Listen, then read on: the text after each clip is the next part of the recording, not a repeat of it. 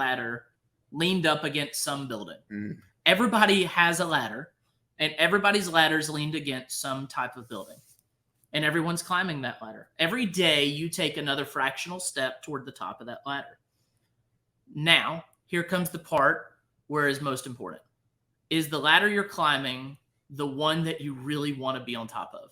When you get to the top of that building, is that the building you really want to be on top of? Or are you going to be up there and be able to see everything else around you and be like, oh my God, I wish I climbed a different ladder. I never wanted to be here in the first place. That could be where you were at. Yeah. You could have gotten to the top of that ladder and realized, oh my gosh, on the first 2 steps, this was my ladder.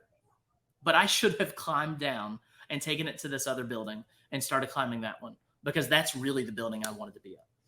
And that's the truth of it. We're all climbing a ladder. You're on whatever rung of that ladder you're on, and it doesn't matter your age or your financial security. It doesn't matter anything. Everyone's climbing a ladder. My ladder was leaned up against a building that somebody else owns. Yeah. And as you're speaking, I'm sitting here thinking, I learned that I wanted to lean my ladder up a building that I owned. Yeah. Yeah. Either one you own. We're getting deep now. Or, and maybe it might be a building that someone else owns, and you are the type of person that you don't want to be a business owner. You don't want to own rental properties. You don't want to do any of the stuff we talk about, but you love the hyper-intentionality part of what we teach. And I'm glad you're here, and I'm glad you're listening. Just worth it. Take the in-depth, insight look of your life and figure out, are you really climbing the right ladder for yourself? Because that ladder may be someone else's business. That's fine. And you believe in their cause, and you believe in what they do, and you trust the process of what they are all about. And you're proud to be on top of that ladder. Because there's a lot of people that, serve their entire careers in the military, and they love that they have climbed that ladder. And when they get to the top of that ladder and they've served 40 years in the military and they're at the top, they are so proud of what they've done. And I'm proud for them. And I'm thankful for them too. I'm glad there's people that their life calling, their ladder is attached to the building of service. Yeah. And that they serve our country or serve others like that. That's whether it's example. Fire department or police department, maybe their religious building that they're in, and they're trying to serve others. The service industry in general, serving other people is a very thankless and selfless thing. But maybe your ladder's climbing up something different. But just take that insight look into your life and say, am I truly wanting to continue climbing this ladder? That's important.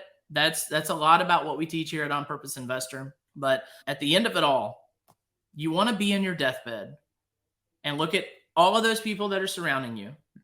And you want to be able to look at them and be just proud. You want to be proud that you did what you did in your life on purpose, and that you gave it your all, and that you were intentional. And all of those people in that room knew what you stood for. They knew that you were a person of character, and that you were a person of grace, and that you were a person that was, full of integrity, and that you gave to others. That's where I want to be on my deathbed. I want to look at those around me. I want to see my children and my children's children and my children's children's children. I want to live that long, right? Yes. and I just want to be thankful. I want to be thankful that they care about me, and that I made such an impression on them that they wanted to be there with me, and that I lived a life of integrity, that they believed in me, and that they supported me, and that I was leaving behind a legacy that they were proud to say, my dad is Eric Vogel. My grandfather's name is Eric Vogel. My great very great is Eric Vogel. And I want you to be able to say that with your name. And I want you to be able to truly believe it when you say it.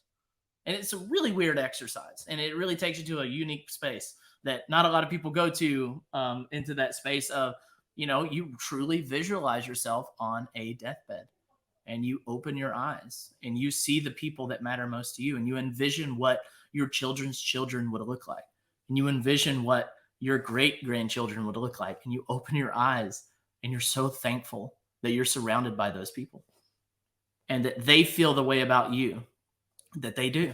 And that feeling is warm. And that feeling is true, and it's not, self-created. It's raw.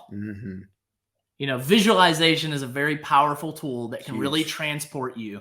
And that's one thing that we're really going to be getting into in the Secure Legacy Code, is a lot of visualizations and a lot of trying to really open you up so that you can truly see inside of yourself.